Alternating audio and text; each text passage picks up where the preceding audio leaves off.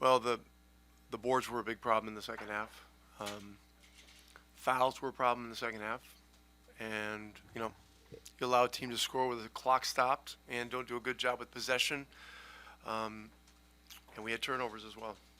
So those are three pretty big factors. Uh, that said, we did a lot of good things throughout the game, but this is one we're going to have to learn from.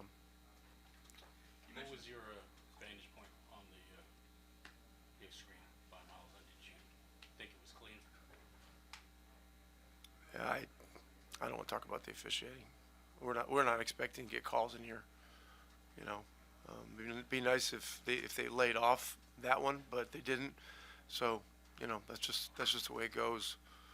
I mean, we challenged it. They reviewed it. They got a bunch of people in New Jersey that agreed with them. So that's just the way it goes. So we got to learn from that too. That's a timing play. Both guys are involved. So we'll have to execute that better next time. You mentioned the boards. Obviously, I think you only gave up 2 offensive rebounds in the first half. It seemed like you clearly executed that part well. What sort of flipped in the second, basically allowed them to get some second chances? Well, this is New York's pattern. As the game goes on, they get stronger with rebounding and they crash harder and harder. And so, we talked about it coming in. It's something that is a major factor. And so, we had opportunities to come up with balls we didn't come up with. And in a game that's a one possession game, it's it it it it makes the difference. Did you get an explanation on the kickball that they called in the last game? I didn't. I just watched the last 4 minutes. The angle that my feed had on it was a little bit distorted or covered, so I couldn't really see for sure. Aaron told me he hit his hand, but I don't know if it did or not. His leg moved a little bit, so they assumed it was a kick, but I don't know. I don't know that it was. I didn't even know that was not reviewable. Did you know that that's not reviewable? Yeah, we know it's not reviewable. There are only about four or five things that are reviewable. Greg, did you see that as a kind of a series of unfortunate events happening in the last minute there? Did you see that as a composure issue for you guys? Like, how did you view those things all happening all at once? Well, there's so many events in an NBA game. I mean, there's always a sharp focus on the last minute, but there were things that happened with 5 or 6 minutes left that really hurt us. We had one play where one of our guys, took a wild run to try to gamble and steal the ball, and it turned into a 4-point play for them. And I think we had a 5-point lead at the time. And so, it's not just the last minute or two. All right, it's a whole game, the whole fourth quarter. And so this is great experience for our guys. It comes at a cost. It's no fun, but we're gonna have to learn some things for game two. Coach, how did you feel about the pace that you guys got to after the first quarter? It was sort of seemed like it was at their tempo. You guys, I think it was 31 on 23 possessions in the second. Seems like you guys kind of got it going the way that you wanted. The pace is gonna vary from game to game. It's I, New York is a team. Yeah, I mean it's they play fast at times too. So all that stuff will come out in the wash. I think. This was a relatively high-scoring game for a playoff game. Um, the environment was unreal, and it was what you'd expect. And a lot of plays were made, and I'm proud of a lot of the plays that our guys made. They got down 4 with 2.5 minutes to go, and just completely kept their poise and scored 2 baskets. Then we had the ball, so you can't overlook the good things that we did, but the things that were mistakes are things we'll need to learn from. You mentioned them being able to just keep coming at you and coming on. Obviously, I think Brunson had 21 in the fourth. Just how did you see him hit another level? Well, he was at the foul line a lot too, so we got to look at that.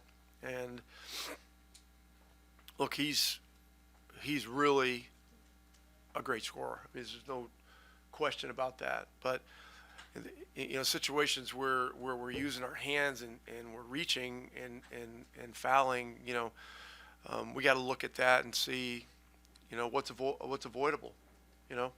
Um, there was one time when we really were in his shift helping, and then he kicks it to DiVincenzo for a three. So, they have problems you got to deal with, and so we'll have to look at all that stuff.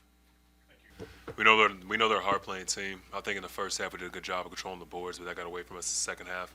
You give those guys opportunities to score, they're going to take advantage of it. So on the defensive glass, I think we got to be a lot better down the stretch. Were you told anything about that legal screen? Did you I just, just in my experience in this league, I think it's the best when the players decide the outcome of the game. I think it's unfortunate that it happened. We reviewed it; they still called it a legal screen, but it's the playoffs, man. Like, I feel like DiVincenzo did a good job of selling it, and for the most part, you can't leave the game to be decided by the refs. So we have to take accountability as well. So of course, it's right after the game. I'm a little fresh with my emotions about it, but we know at the end of the day that we can't get to that position. So I think the last 2-minute report, we're all looking forward to that coming out. I think there was 2 controversial calls. We had to use our challenge on one call, Tyrese, and then the kickball by Aaron Neesmith that was not a kickball. I mean, you clearly see it on the replay. So, like I said, it's unfortunate, but it's just we can't put ourselves in that position. You mentioned the boards changing. I think you guys only gave 2 offensive rebounds in the first half. What was different as far as what happened on the last quarter? What did they do better? What did you guys not do well? Well, we knew they were going to come out charged up. It's just it's the staple of the way they play, and we just didn't respond to that punch fast enough. So, the good thing is that's one of the things that we can control, and one of the things that we can win more in effort plays. Even if the 2-minute report, comes out tomorrow and shows that the call should have gone the other way, like, for you guys, it still counts like it's a loss. And how do you guys take that if that turns out to be the case? We have a very young team, and my speech to them after the game was telling them, like what I just told y'all, you can't rely, on the refs at the end of the game, especially in this building. Game 1 on the road, it's kind of a tough position to put ourselves in. But we take it on the chin and we just get ready for game 2. That's all you can do. The best thing about this is we play every other day, so we make our adjustments, get ready to go on Wednesday, and don't look too much into the 2-minute report. I mean, it just is what it is. But I just think that there's going to be some glaring things there. Might not mean much, but obviously that dunk by Obi in the playoff game, no less. What did you guys think of him having the audacity to pull that off? Oh man, we see him do it all the time. I'm not gonna lie. He walks out of bed and do some stuff like that. So I mean, juiced us up obviously, but it's just nothing new. What do you feel like you guys can do better against Brunson? I mean, he does that almost every playoff game, but we've done better. We definitely got to make life a little more difficult with him. He's a special player. Just plays angles very well. I think just keep throwing fresh bodies at him. We know he's gonna score his points. He shoots the ball 25, 30 times a game, so we know he's gonna get to his shots. But I think it's more so about limiting, their other role players. Someone like Josh Hart came in and had, a great game tonight and really juiced them up. DiVincenzo hit some big shots at the end. So it's one of those things where at times you gotta tip your cap to Brunson and then try to do the job on the other guys. It seemed like you were having a lot of success with hard dives to the rim off the screen and roll, not so much of popping back. What did you see as an opportunity there in terms of the way they were playing the pick and roll coverage to give you those lanes to the rim? They were breaking off their coverage, rather quickly. At times when I pop, I see teams do that. Sometimes they'll do it just to try to get in the glass, but I just took advantage of what was there and just reading the defense. It's the playoffs, so we know teams are going to make adjustments. So that's what it's all about, finding out the reads as quickly and as often as possible and trying to exploit them. What's the number one thing you need to work on tomorrow at practice? Emotion is going to be a big thing. I think we lost our first game, in Milwaukee, and it's kind of like you hear a pin drop, like the next day. And, I don't anticipate that being, our morale or, what our team's going to be about tomorrow. But emotion is big. And 2, so we talked about the controllable things, the hard, showing hands, not fouling, not sending to the line to shoot 26 free throws, getting on the defensive glass a bit better. Those just to name a few. I just think, the rebounding really hurt us, and it gave them extra possessions, and DiVincenzo got hot from 3.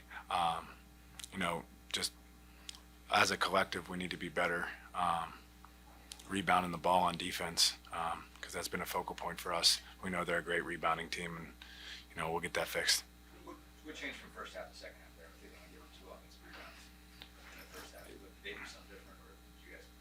I'm sure they addressed it in the locker room at halftime. But we knew that we did a good job on the glass, and they came out and just had more effort on that part of the ball. And like I said, we just got to get that fixed.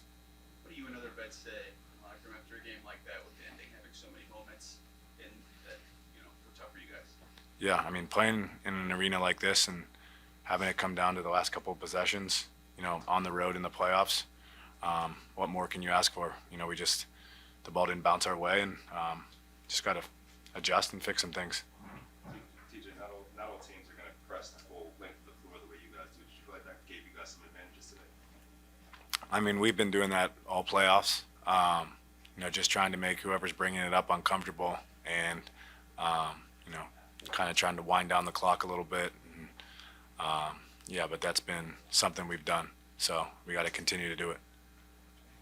You obviously had the Brunson assignment for part of that. He obviously gets going, particularly in the fourth. Just what's the whole of that experience like guarding him right now in terms of how he's able to, especially how he's able to turn on the second half? Yeah, just as elite of a one-on-one player as there is. It's a collective group effort, but he's playing at a really high level, so we gotta find ways to make it even tougher on him.